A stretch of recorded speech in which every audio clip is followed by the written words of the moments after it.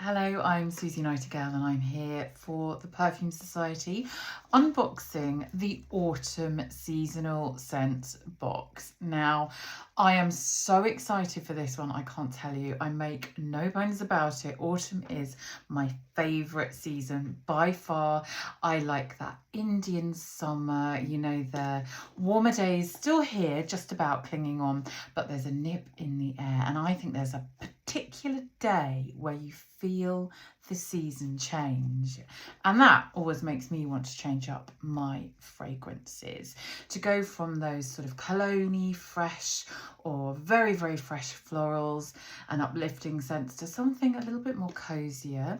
So we have curated this box to still have some of those luminescent, radiant, autumnal dappled sunlight fragrances, but there's a cozier feel to them too. There's a warmth. It's like layering up by putting on your cashmere, maybe getting out your tights. I haven't got mine out yet, but I'm looking forward to sort of snuggling by the fireplace, drinking, I know it's a cliche, but drinking pumpkin spice lattes and chais and just enjoying everything that the season has to offer. And we hope this helps you. So we're going to go through the fragrances one by one. You will see in your box that you have this, oh, those colours are so glorious, this glorious card, and it tells you a little bit about the fragrances and why we chose them and the overarching theme. You've also got a QR code which maybe led you here, and a little space for your own notes as you're smelling through the fragrances, because that really helps encapsulate what they mean to you, which is the main thing.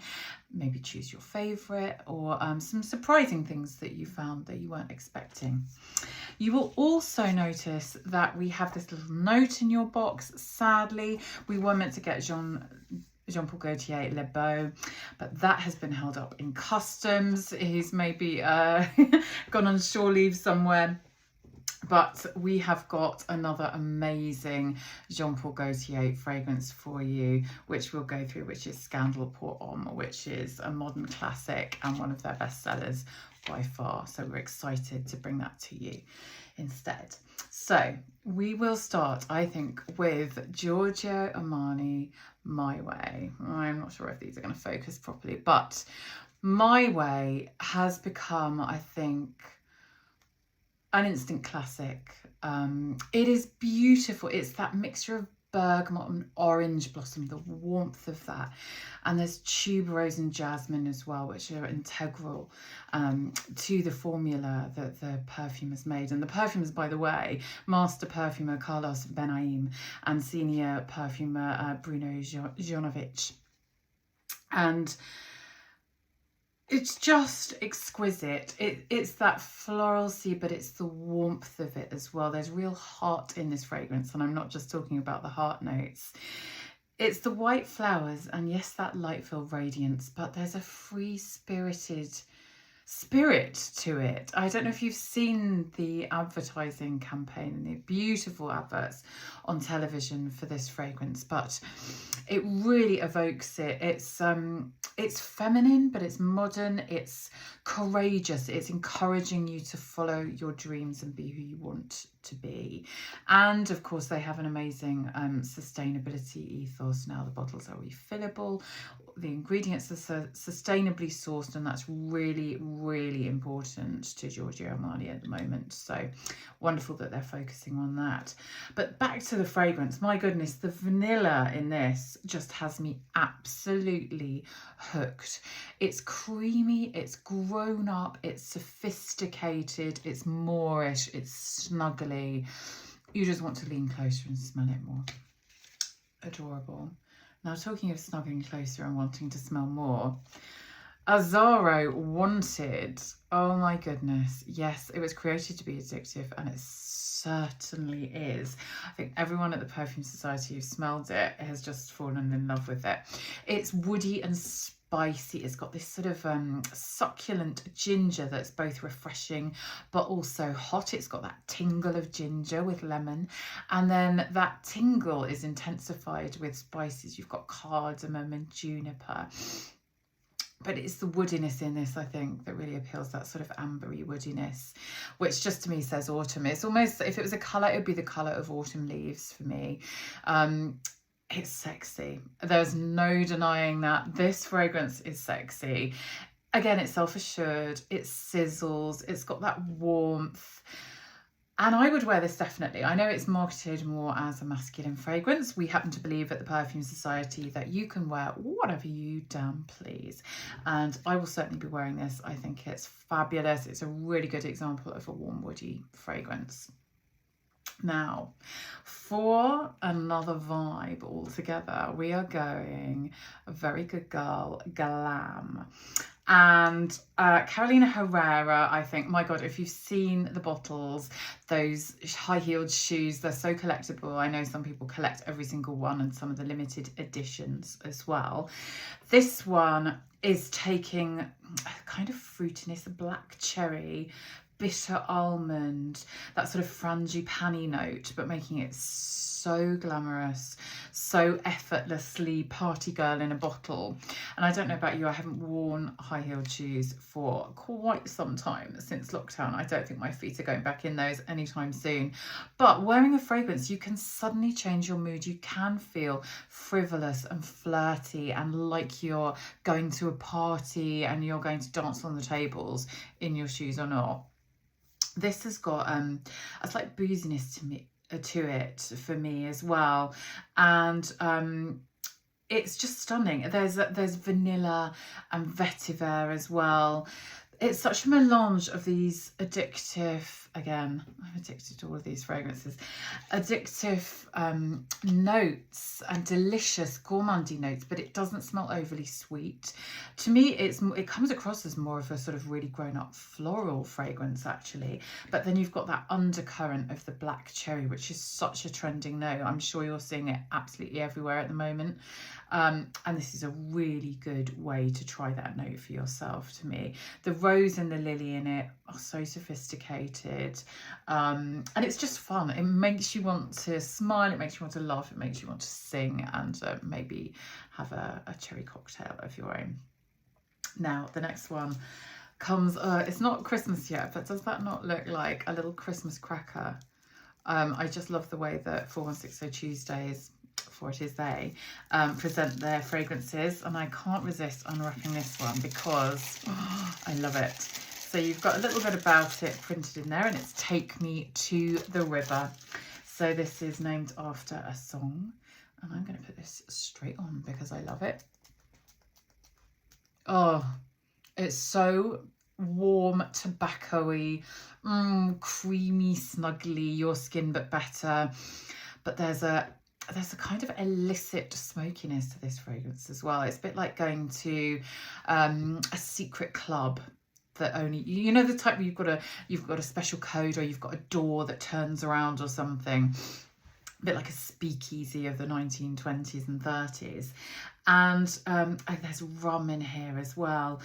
And a note of wine as well, but it doesn't smell overtly boozy. To me, it's the tobacco. There's beeswax in here as well, and leather and amber, and that beeswax, that sort of honeyed, sticky, yeah, I mean, there's no two ways about it. This is slightly illicit smelling, I think. It is that sort of secret club. It's those illicit shenanigans going on after dark, in the very nicest way. And this fragrance smells of that for me. I mean, I would wear this in the day. I think it's more suited for sort of autumnal winter evenings coming up. But yeah, there's nothing to stop you wearing this anytime you please. And I just adore it. And I already knew I'd like it because of the colour of the fragrance. Can you see that? Oh, there's something about the colour of the fragrance, and I know when it's that sort of colour, that sort of rich colour, I'm going to love it. And I love that one.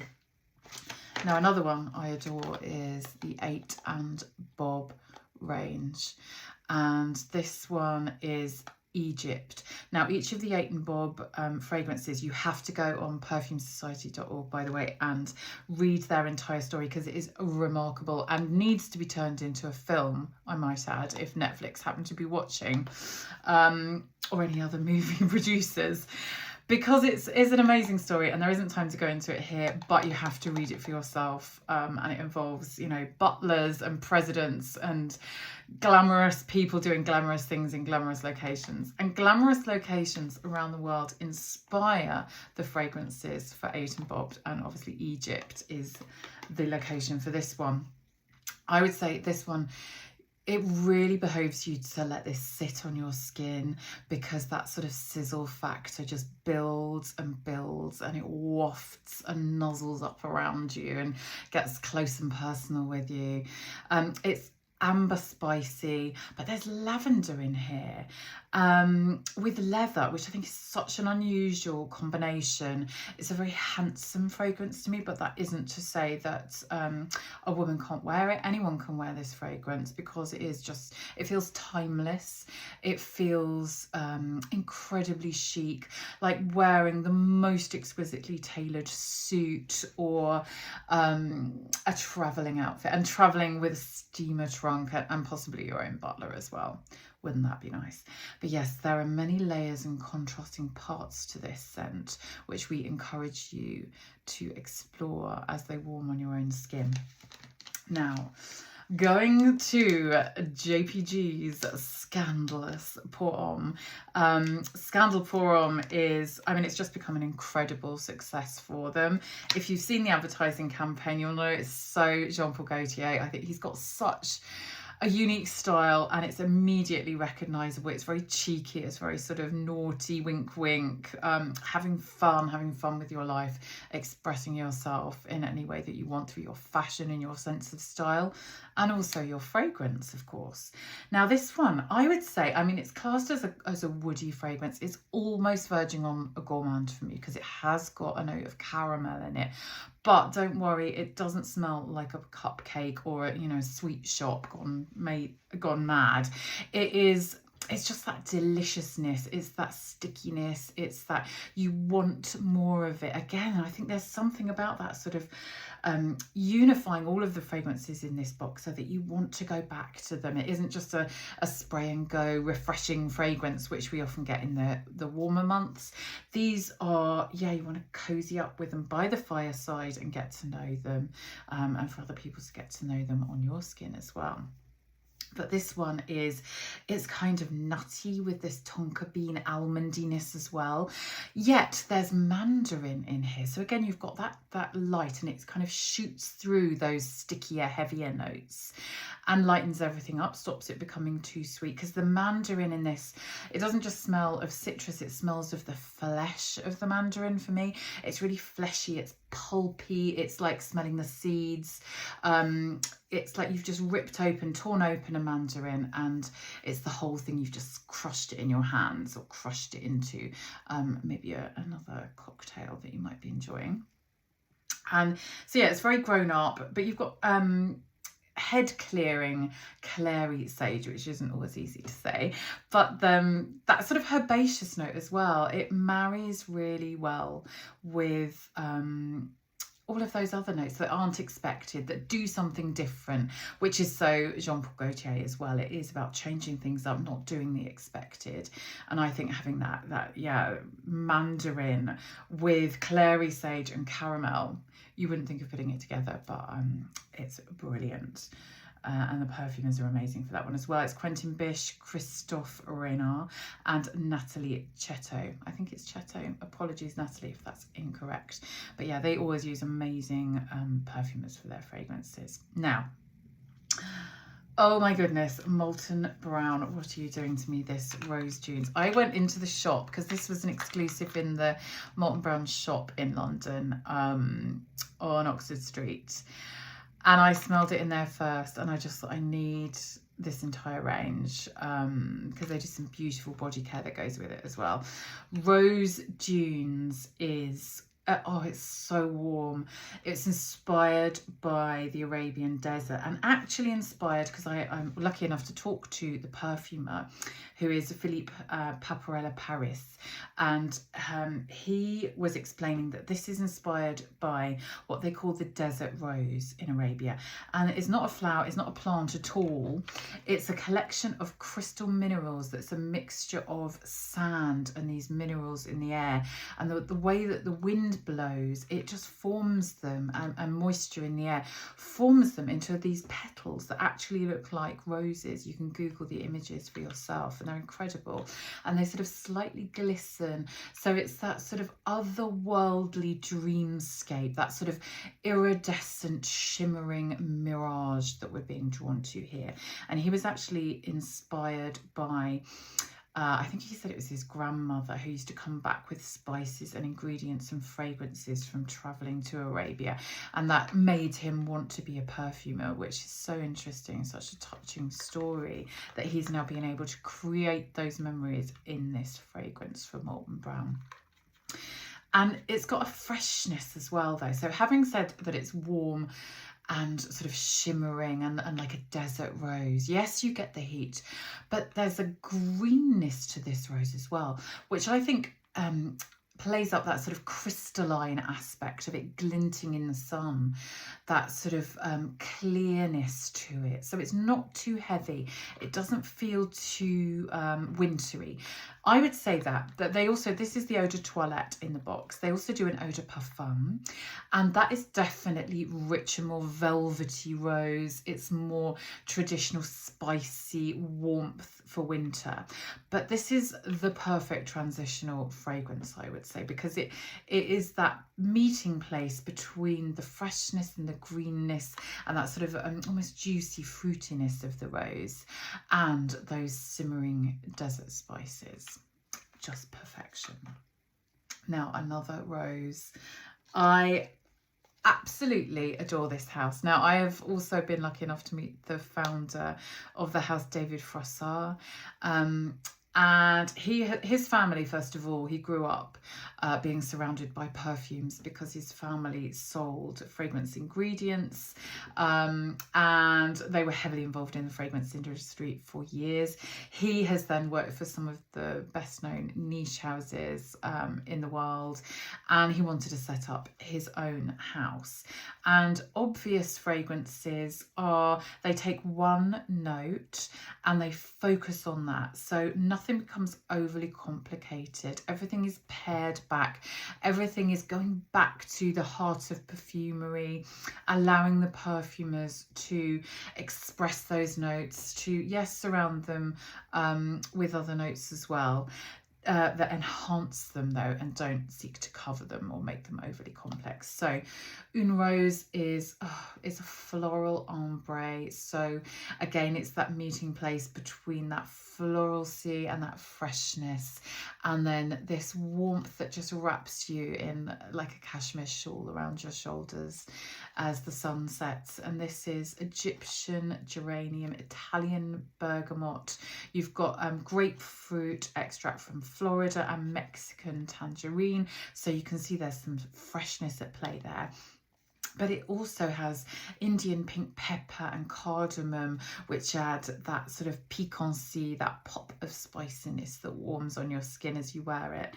It's dry and powdery and smooth, and to me it just feels like your skin is being stroked by a rose petal, your naked skin. Delicious. Very naughty. I think it's silky and sensuous and like something you'd wear in a boudoir to me.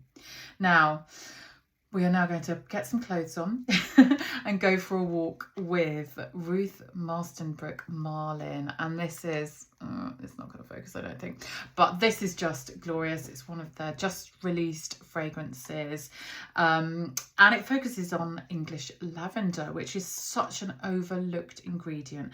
And I know, having spoken to Ruth, that she sourced the lavender from a farm that's literally just down the road from where I live, which I've been lucky enough to visit, and it's just one of the most incredible experiences standing in the lavender fields, where they also process that ingredient fresh fresh from picking it. They process it on site, so it's as fresh as possible. It's as good, as excellent quality as possible as well. They don't just buy in lavender oil and sell it, as many others do. So that lavender is surrounded by all of these notes that evoke this feeling of going for a coastal walk in Kent. That's what she was trying to create the feeling of with this fragrance. And it has got an almost salty freshness, but then that is surrounded by warmer accents as well. You've got amber and tonka bean, along with the sort of fir trees and thyme and bergamot, but you've got atlas cedar in there as well. So there's something really comforting about this. It is that sort of head clearing, let me just get myself together, let me go and make myself feel better by going for a walk. Whether you happen to live somewhere beautiful or not, by the sea or wherever you are, if you just go for a walk, sometimes it makes you feel so much better, especially if that autumn sunlight is filtering through the trees at this time of year. And wearing this fragrance really makes me feel that emotion of, yes, I'm doing something for my mental health, but I feel comfy, I feel cozy. I've got, a really cozy old jumper on or something, or I've come home and I've put a blanket over myself and I've got a really nice hot drink. And I'm thinking about all the beautiful things I've seen on my walk. I love Ruth Marstenbrook. I think she's such an elegant perfumer. She has such a sophisticated style, and it's amazing that her son Nick is now working with her as a perfumer, and she has trained him. And her daughter Claire also works behind the scenes, so it's a real family affair. I've visited her studio. I've been lucky enough again to do that, and it's just such a heartfelt operation, everyone really caring about what they do and the fragrances that they produce. So we're always excited to see new fragrances from Ruth Marstenbrook. Now, the final one in this collection is just the ultimate luxury. It's Valmont Just Bloom Collezioni Privata. Again, I hope I've pronounced that okay. It's beautiful. Valmont Cosmetics are some of the most well regarded in the world. They're found in very, very high-end luxury spas. And so if you happen to be ultra rich, you may have come across them. I haven't, but I have tried the fragrances and they are amazing. This is a Floral Ombre. Again, it's that mixture, it's that transition between summer and winter. We don't necessarily want to get all of the heaviest things out of the cupboard. It's like you don't go straight from wearing a bikini or, a floaty summer dress to putting your winter coat on. So yeah, you might want a few extra layers on, but you still want that sort of that luminescence in the air. We still need the sunlight at this time of year. I certainly do. And this one has the perfect mixture of both. So there's a note in here, I'm going to get to it in a minute, that I adore. But there's Lily of the Valley and Gardenia, which are so beautiful. There's a sort of clean, a spa-like quality actually to them. It's that sort of, everything's going to be okay. Everything's clean and pristine and shining and gleaming like a pearl. And then there's Ylang Ylang, which I adore anyway, because it just makes me feel like I've gone on a lovely holiday somewhere, a late holiday, which I also plan to do, having not been on holiday for 3 years. I need one. This is urging me to go there. And the note that I adore in this most of all is the coconut milk. It's so creamy, it's so Moorish, and it just mixes. It kind of it's like cooking with spices and with ingredients, and it just melds all the other ingredients together perfectly. There's carnation in here, which I always think of as really sophisticated, something that a lot of vintage fragrances would use, because it's slightly spicy. It's like a spiced floral. Again, you've got that warmth from there. And then ambergris as well. One of the most precious, expensive ingredients in the world.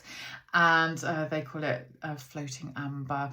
And it's got this, how can you describe ambergris? It's sort of misty, but warm. It's mysterious. It's mystical.